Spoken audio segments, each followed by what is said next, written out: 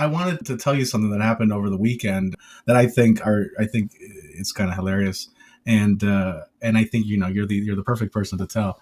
So I went to live in an undisclosed location in California, the Bay Area. I think we already said the Bay Area, right?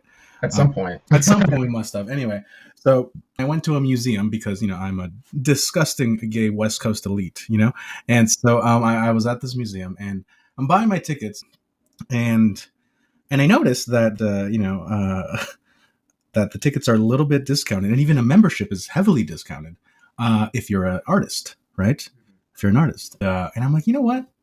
I'm going to try something, and so I was like, well, so my name's Anthony. I'd like to buy the artist ticket, and she's like, oh yeah, that's great. Like, what do you do? And I'm like, well, I'm a podcaster. Um, and I go on and I'm saying it's about this, and they're like, okay, and they said yes, Julian. They said yes. Wow. I know. So I got the special artist discount that day, and I don't know. As I wandered through the museum, I just had to, I kept on stopping people and saying, you know what, I got the artist ticket. Did you get the artist?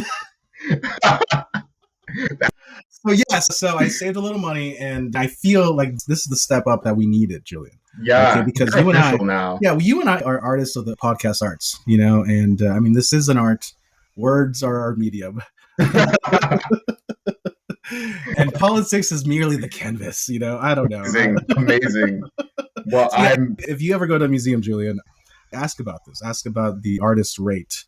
Yeah. And be prepared to stand firm in the belief that you are, in fact, an artist. And everyone listening is appreciating art of some sort. Bro, forget the museum. I'm already changing my Tinder profile like this. It now says artist. Yes. Yep, I do that too. That's got to get the algorithm going. Let's go. 100%. That has to get the blood pumping. So yeah, I feel like we've been elevated a little bit. Awesome. And in the process, all of our listeners. Fantastic. Yeah. Back to politics. Back to what we were talking.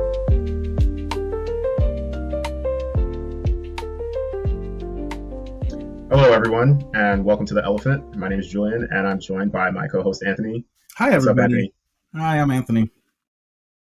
Today, we're going to be talking about Christians and why the Christian movement in this country, especially white evangelicals, have been so loyal demographically to conservatives.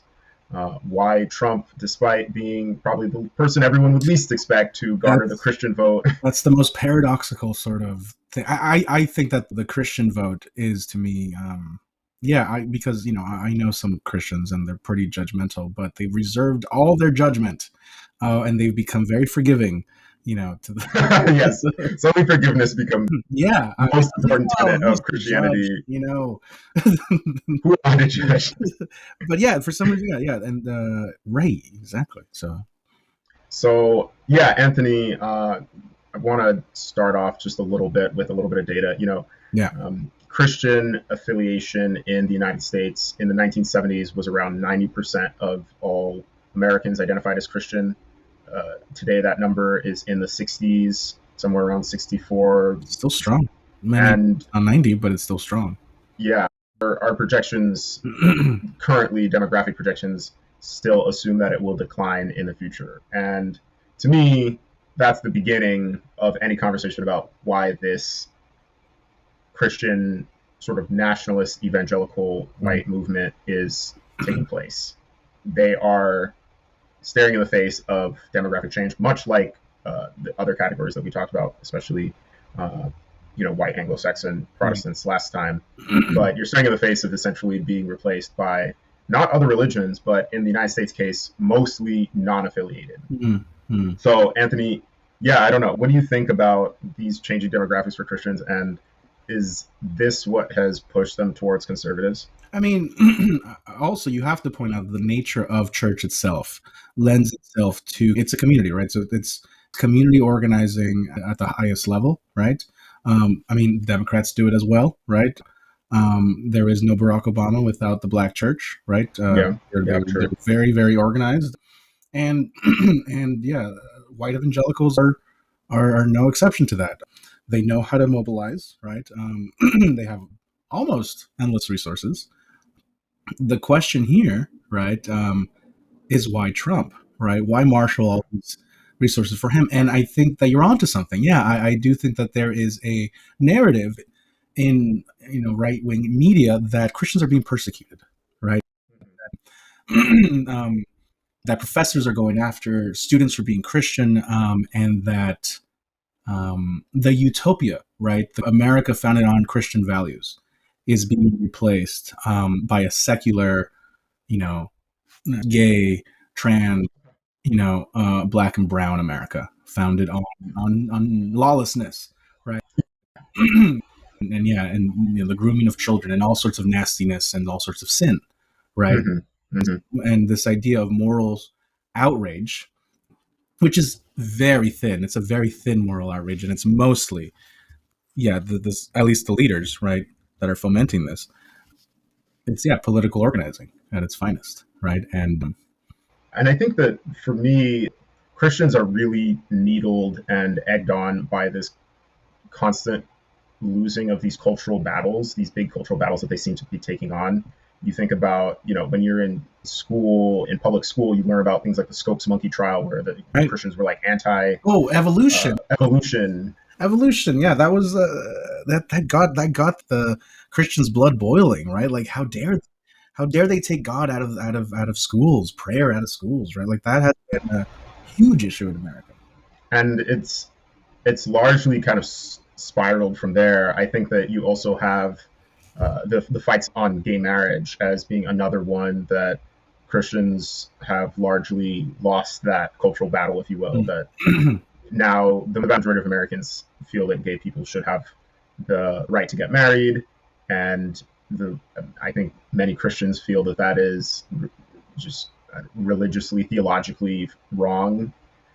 You also have, the trans community kind of plays into this, even though the Bible doesn't say anything about trans people or how you should treat them. But one might assume that they fall into the LGBTQ bucket, and so whatever you don't like about gays, you should also not like about trans. I will say that there's something more immediate about a Christian's reaction to a trans person. Yeah, it's I mean, it in some focus group somewhere and at the RNC, right? This one pulled really high, right? Right. Because in the Yeah. last election, it really wasn't anti, like, oh, gay marriage, gay marriage, gay marriage. Because again, I think the statistics on that is high up there too. It's in the 60s, 70s, which is why maybe Obergefell won't get overturned, right? Because even a court like the one we have today, they still are sort of attuned to public opinion, right? Um, but abortion was overturned, right? That was something that the Christian right has been wanting for years, ever since it passed, ever since the 70s, right? And coming back to your point of gayness and trans people and abortion, right? You lump all these together, and you start to present, to the churchgoer, your average white evangelical churchgoer, male or female at this point, right? And yeah, it's a country that doesn't reflect what they've been told, right, is a Christian nation. Right. Right. And And of course, yeah, I think that feeds into persecution right, narrative that you're talking about, where we can't actually express our values or Christian beliefs openly in this country anymore. Like, we keep losing all these cultural battles, and therefore, and we can't be Christian. right, We're losing our Christian nation. I think it bears pointing out that most of these battles have to do with other people's lives, right? Like, right. no one is stopping, no one is forcing you to get an abortion, no one's forcing you to marry. which is why you have to say it's persecution, right, Right. Uh-huh. to make it personal, right? Yes. It's a very powerful mental switch, right? To take your unhappiness with those around you, right, and then make it about yourself, and Yeah, further absolutely. them, right? And how, because yeah, I am, I got gay married, and I don't think it did any damage to any other than maybe myself. Okay. But yeah, Well, yeah, yeah, as someone who attended your wedding, I felt deeply yeah. deeply Right. damaged. Obviously, obviously, I'm quite grieved. obviously, it's affected you tremendously. Yeah, it's actually the thing that's prevented me from Yes. getting married. Yeah, that's the reason. We're gonna blame Anthony. You heard it here. This is, yeah. I owe your mother an apology. Yeah. Yeah. I do have a friend from church because full disclosure, I do go to church.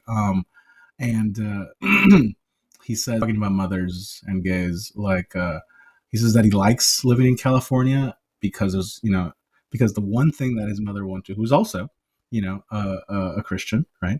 She won't move out to California because there's too many gay people here.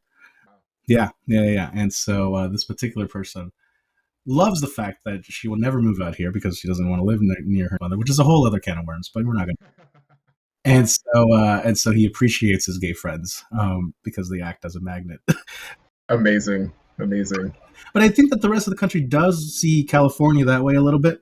You know, I think you're right. I yeah, think we kind of underestimate, yeah.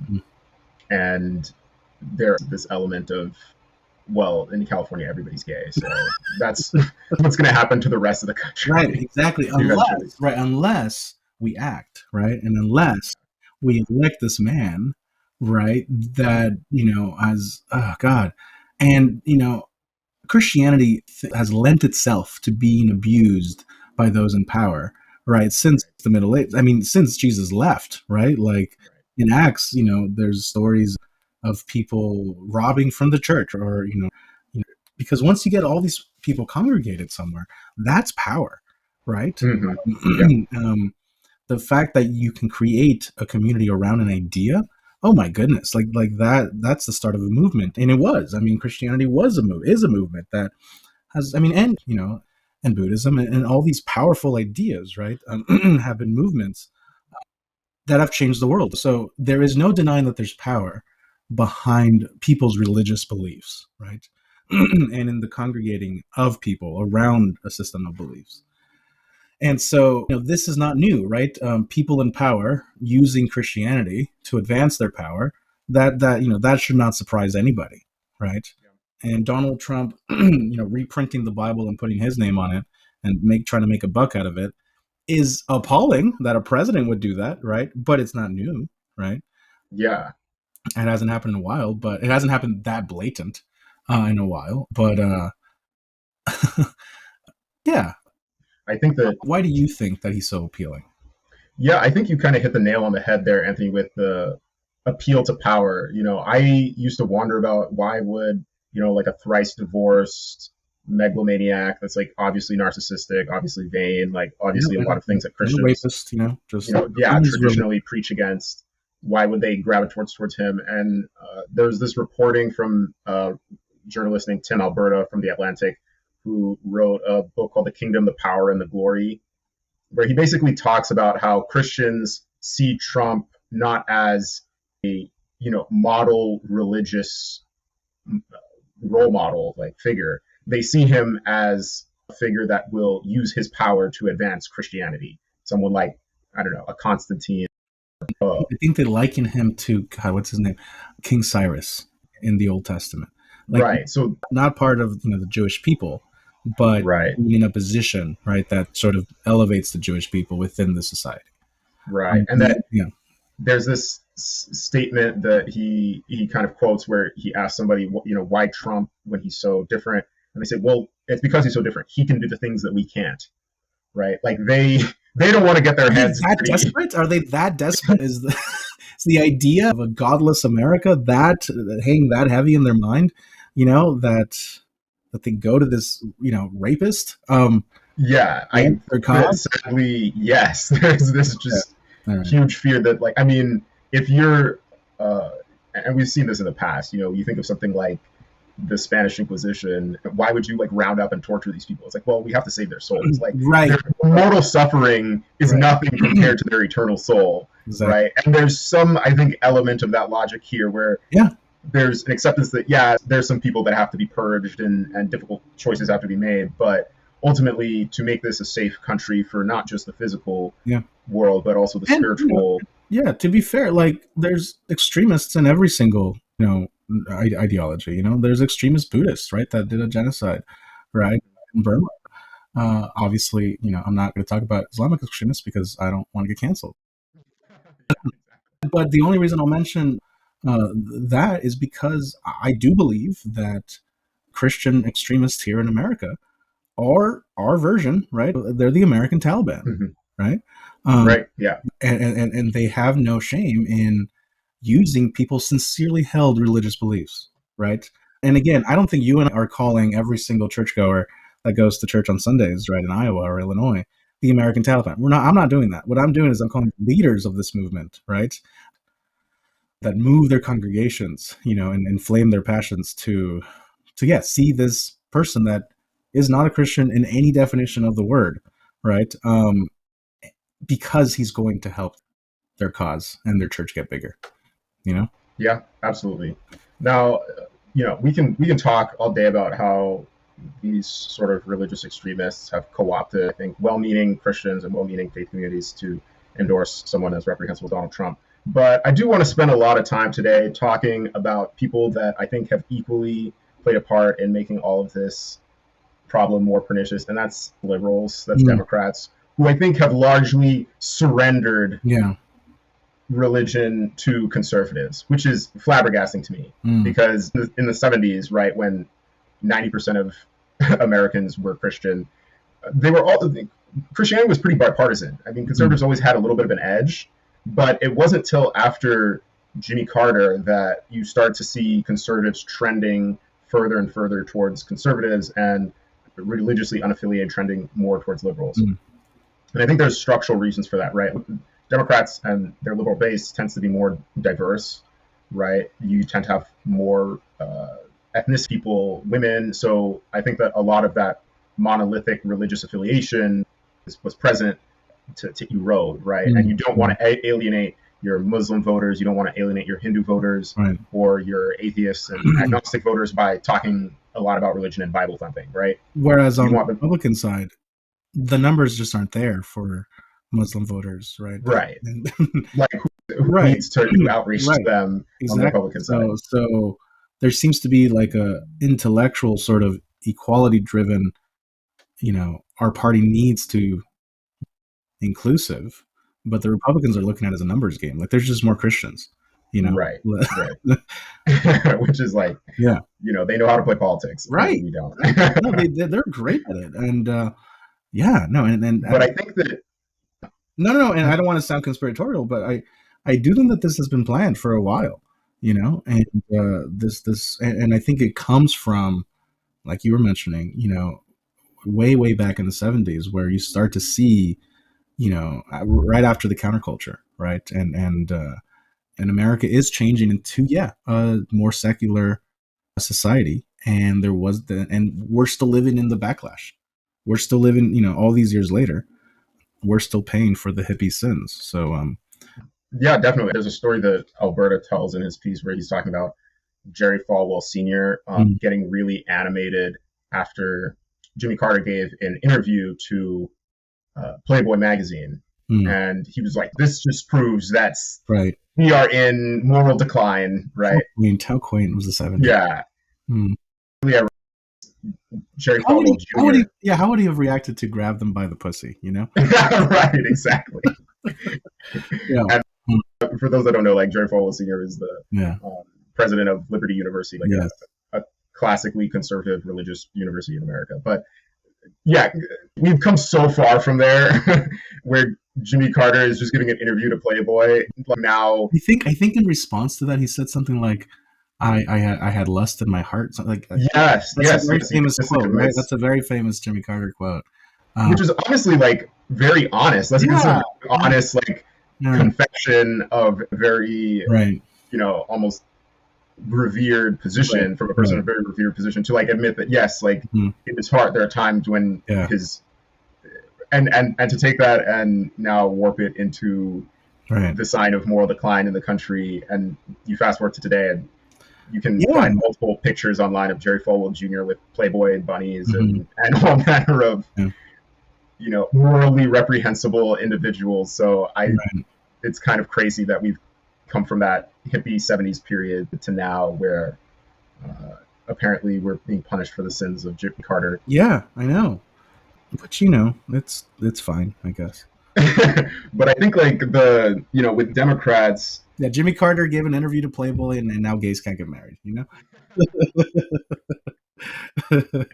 everything evens out at the end. Everything.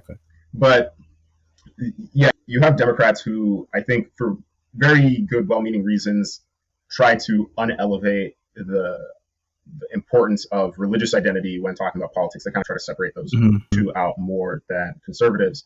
But I think that a lot of what's happened is that liberals have not just made their party a comfortable place for people of different faiths to engage in, but it's actually become more of a party almost no faith, which is really not representative of most of the country by any means, right? There's almost a very knee-jerk apprehension to advocate for religious expression in almost any public capacity. And obviously politicians kind of always go out and say like, yeah, I'm a Christian, Kamala, Joe Biden, like all of them talk about it.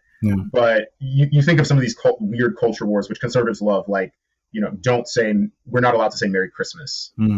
We're only allowed to say Happy Holidays, which is in response to actual sort of advisement by private companies that said, we want to be welcoming, say Happy Holidays instead of Merry Christmas. And I think that these are where things start to get hairy. I also think, obviously, that's an economic decision, right? Because it's in the company's best interest to secularize Christmas so that everyone will buy presents, Right. Although this year we're only gonna have to buy $5 as opposed to $30, but that's okay because a girl only needs $5. Right.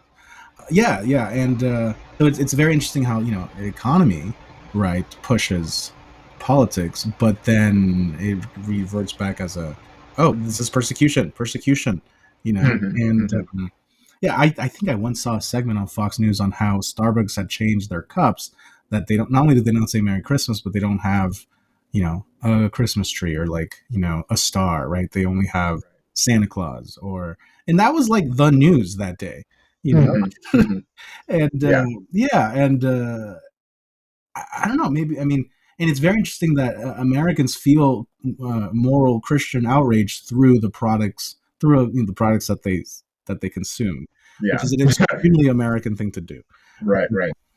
Which we could spend an entire philosophical discussion on. Valuing the position of Christianity by product consumption in America. Yes, I know. That's I compare that to China. But that's any grad student out there, that's a great paper. It's waiting. Right. But yeah, I think that some of these issues start to come up. We both sort of admitted here that we are in fact Christians, but I find it kind of difficult when I'm looking at even media to find positive representations of really any faith portrayed in media, right? I think I don't know if that's I've seen a little bit more of a reversal of that trend much more recently. We can get into those TV shows later, but I think for most of the past 20 years, you're seeing movies like Spotlight, which totally important to have that. Totally, but it's a lot of stuff about like the church is always sort of this negative element in people's lives that prevent them from doing the things they want to do, which is earned, right? The church has done that also for many people. Especially you saw last week. Everyone was sort of glued to their screens for the conclave of the new pope. So you have that, but then, I mean, it's still a part of everyone's lives. Catholics make up, I think, 1 billion people on the planet, right? Right. Yeah. And I don't think they're the majority in the United States, but it's the Catholic law is very, very powerful in the United States. Yeah, and it's so a significant amount of people. Yeah, no, it is, and the cardinals, I mean, are very actually politically powerful in the United States, and so I think you're talking about that, and I watched the movie Conclave, which is a great movie. Awesome. Great movie. Actually, so cool. Positive take on Christianity, at least medium to positive take on the Catholic Church as a whole, and I quite liked it. But it's also kind of followed recently in the box office by a movie called Sinners. Oh yeah, I saw that one. I don't know if you've seen Sinners. I did. Great movie. Oh my very good. The movie is called Sinners, Yeah. because the main character is kind of viewed as a sinner by his religious father just by nature of him wanting to play music outside of the Mhm. church Right, right, right, right. and engage, manners of expression that are all too human. And so this kind of constant narrative of the church being the villain in, I think, a lot of pop culture, which stands to reason because, right, Hollywood is not keen on sticking to, I would say, like Christian, is not known for sticking to like Christian, you know, moral codes, Hmm. one might say, right? But they're sort of on the fringe. They tend to push the boundaries of expression. And so naturally, there's kind of a sentiment in Hollywood to be opposed to religious conformity, which makes sense to me. But Hmm. I think that one might see that as like a constant attack feeds into some of this perception that California is being run by, these hedonistic LGBTQ Right. community. That's basically all that's here. And it starts to play into this narrative that, well, if we keep electing Democrats, even if they talk a good game, like you won't be able to, do any of the things that you like about church anymore, right? Mm. And that the reason our churches are losing people is because of they keep pushing these narratives that the church is bad and that you need to leave the church in order to be yourself. And so, is the answer then make all of America church again? Yeah, that's I think the conservative response, right? Yeah. It's like, okay, well, we've had a good run at this secularism thing. It was fine Yeah. for maybe 200 years, but we got to go back to theocracy for a Yeah. little bit to get things in line. Let's talk a little bit about that. There's real people out there, Christian nationalists, right, that do believe. I think some of them even believe that Trump is, like you said, right, a divine tool. I mean, he's definitely, but like a divine instrument, right, set upon bringing a new era in America, right, where Christian men, right, are now in charge, as opposed to DEI, governance, right. But and so let's talk about the America that they see, right? The Mhm. utopia America that they see, and let's just call it what it is. It's a white America, right? America, and it belongs to white Aryan, not Native Americans, but what in the last episode we talked about isn't used to be in my mind's eye what an American was, because yeah, racism gets inside you, right? And you internalize the racism sometimes, as you probably know, and as people of color listening to this will know, right? Racism is so insidious; it gets inside you, right, and it messes with your self worth. But when it gets mixed in with your religion, right, and that you're God's chosen people, but you're also a superior people because you're morally superior, but also racially superior, it becomes a powerful, powerful, you know, elixir of superiority. Mhm. Yeah. And I can see why they're so driven to accomplish their goals, because they honestly, I mean, they're obviously wrong, but they obviously believe that they're doing God's work. And that is a powerful motivator. And what's the Democrats' motivator, right? Yeah, exactly. Comparison to that.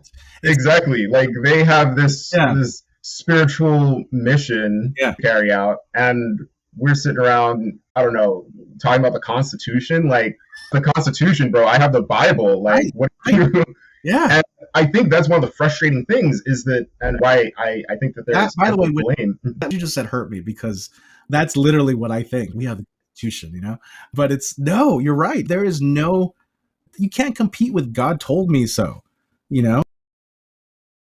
They're coming in from the perspective of we have the Bible and you just have the Constitution. Right, right. Yeah, And no, and I mean, if you think about it, like you've said this in the past, right? This idea that at a core, a person in America in 2025 is no different, right, than a member of a tribe, in Mesopotamia, or a wandering trek caravan, or in India, right? Like we are tribal people, right? And we look for authority, right? And I think this is what it boils down to. What is the highest authority, right? For a person that has, I mean, and for me too, like I'm also a Christian. So for me, the highest authority would be God, right? Um, and, and so I think intellectually Republicans are then, yeah, like you said, then our Constitution should be under it, right?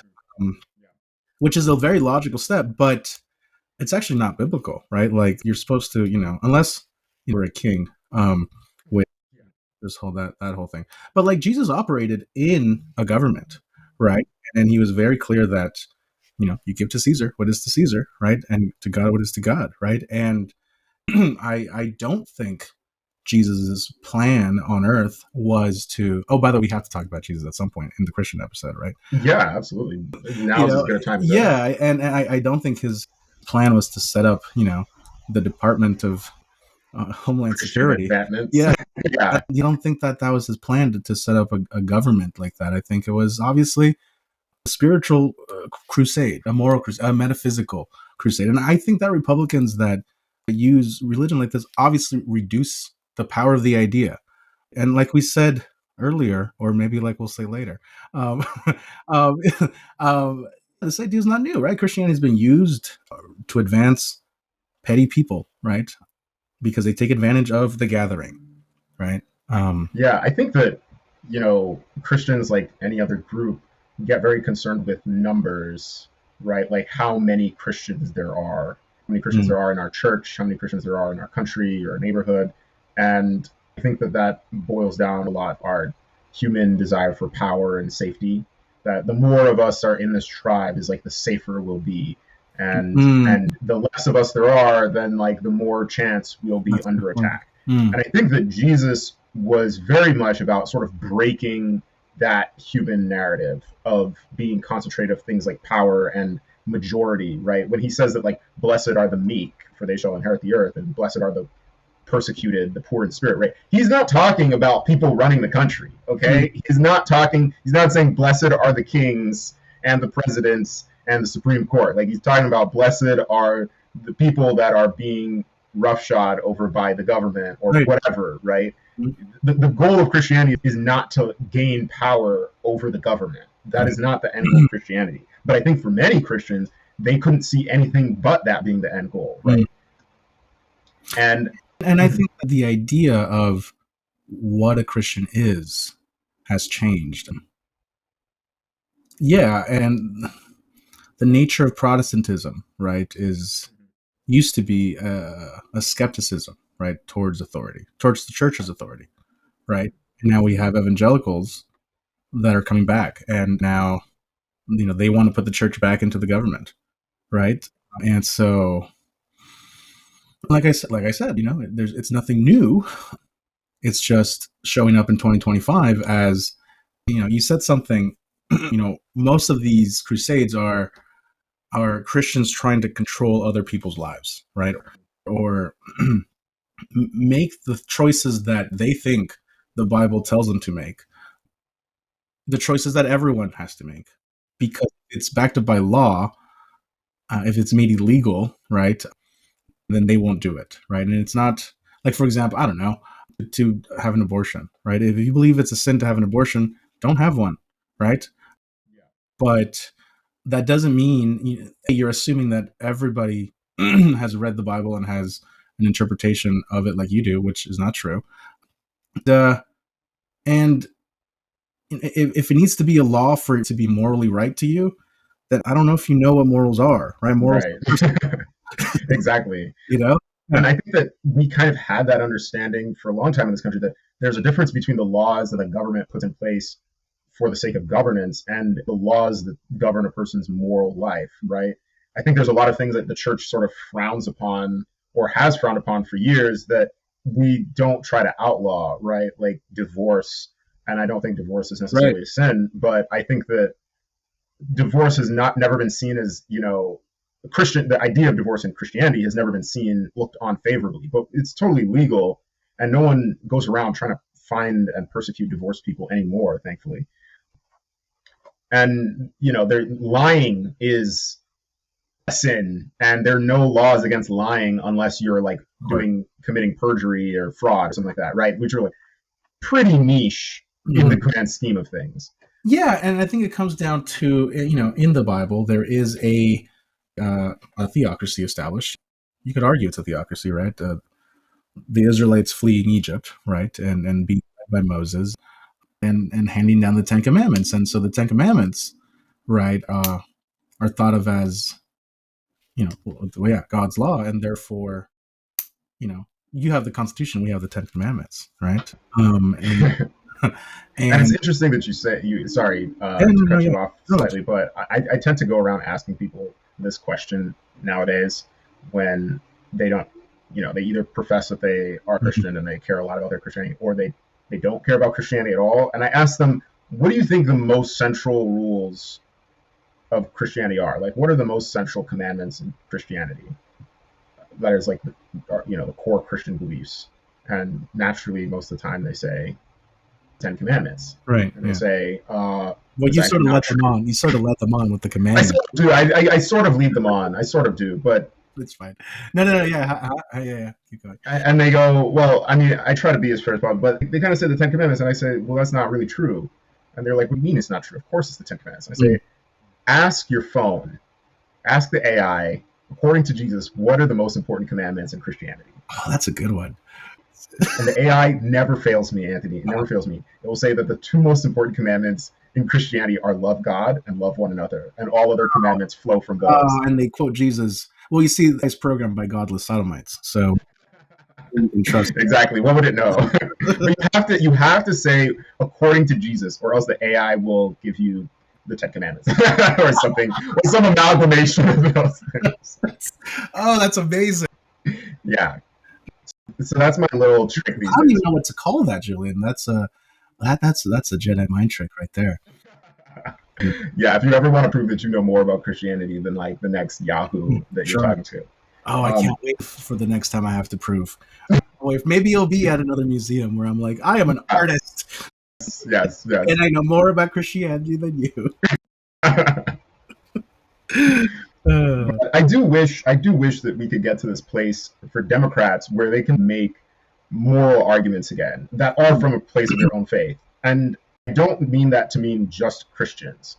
Like, if you're Muslim and you're running for office, say that according to my Muslim faith, this is what I believe. Because odds are the Christians I mean, will vote. there are Muslim representatives right now in Congress, Minnesota, right? Because there's a big Muslim population there. But yeah, no, you're right. And I've actually heard uh, Pete Buttigieg speak very eloquently about his faith, and I agree. I think he's one of the best. yeah, and how that informs his vision of what government is, right? Uh, and it's not about setting up, judgment outposts at every intersection, but more about providing for the needy, right? Providing for the widow and the orphan, right? And feeding the poor. And and I think there's a joke that says, if Jesus ran for president in America today, he wouldn't be elected Oh because, yeah, most definitely not.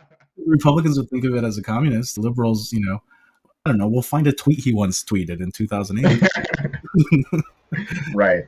a pro-Palestine tweet.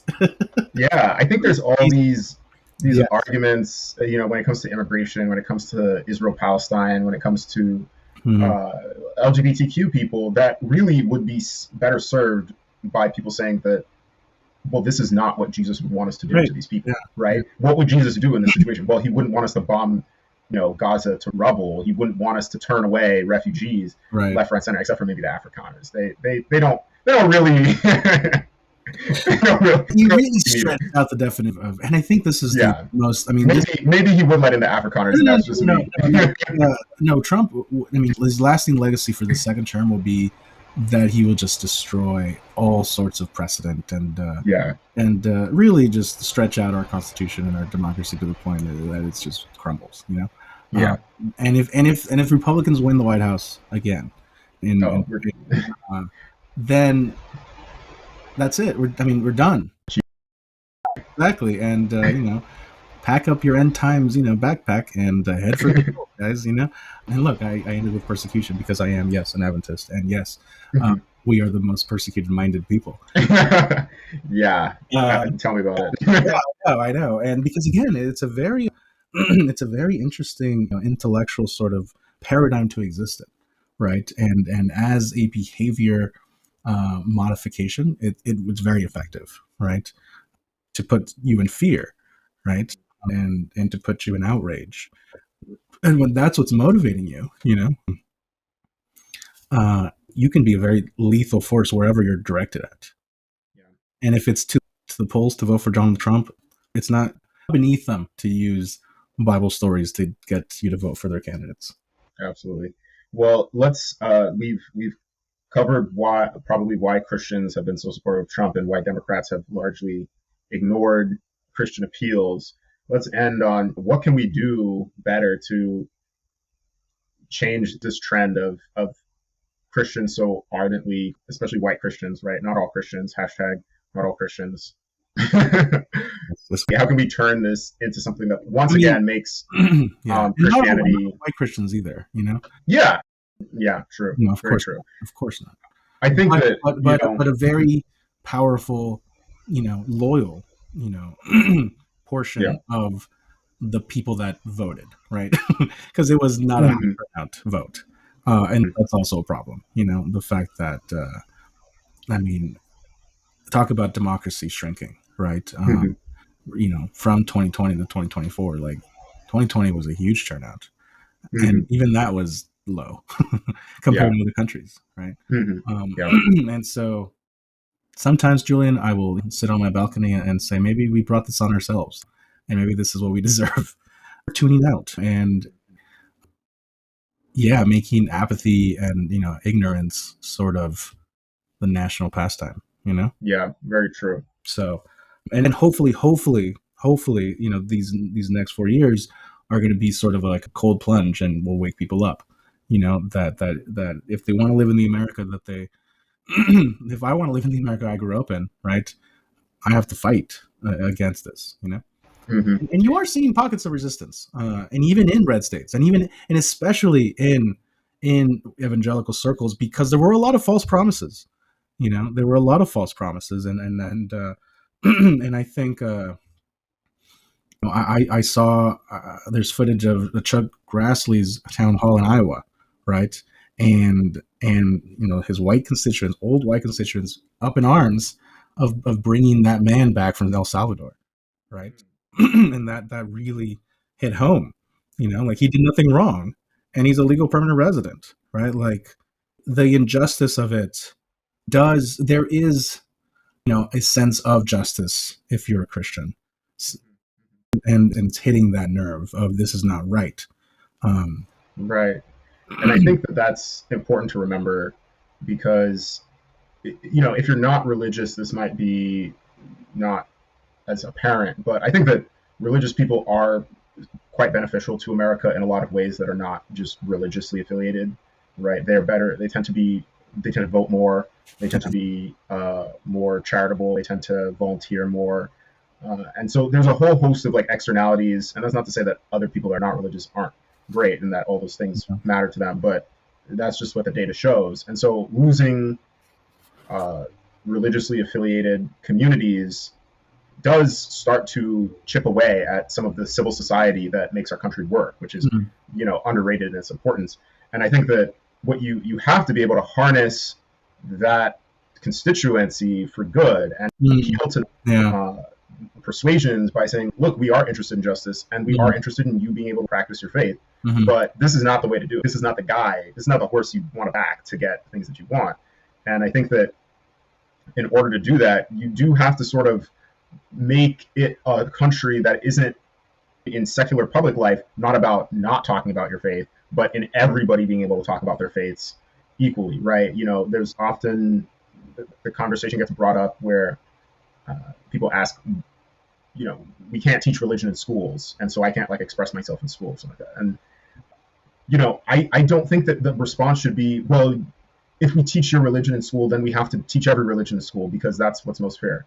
I think then the answer should be, then let's teach people about every religion that is reasonable, right? Why shouldn't there be an elective religious class for high schoolers to take instead of woodshop, right? Like, they're not going to use woodshop. They might use things from Hinduism or Taoism, right? And that, I think, is missing in so much of our country. Is we've tried to, under the guise of separating church and state, extricate religion from all aspects of public life, which was never the intention of separation of church and state. It was just that religion would hold official powers. Tyranny, right? Because the founders knew exactly what happened.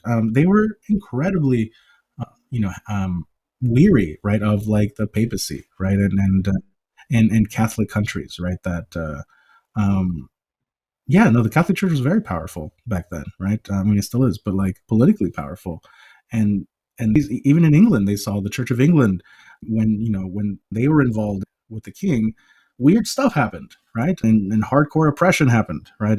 And they're thinking about the wars between the Protestants and the Catholics, right? And so they're like, yeah, whenever these two mix, it turns out kind of chaotic for the population. So, you know, the founders were, to varying degrees of religious. Some of them kind of had this very, very modern, maybe even view of Christianity, right? Jefferson, I think, was a Unitarian, right? Adams was a hardcore Puritan, like it was like, yeah, yeah, yeah. But like, They were, yeah, in a sense, an interfaith type of group. yeah, And I mean, they're mostly from some sort of Abrahamic, Christian theology, but back then those were some maybe bigger differences than we think today. And so I think that to them, yeah, they definitely didn't want to exist in a country with an inability for any one of them to express their faith. So they were like, let's make it so that everybody can do it. But I think we've a little bit warped it to mean that, well, just nobody do it, in some of these more liberal circles, where I do think people are kind of afraid to talk about their faith.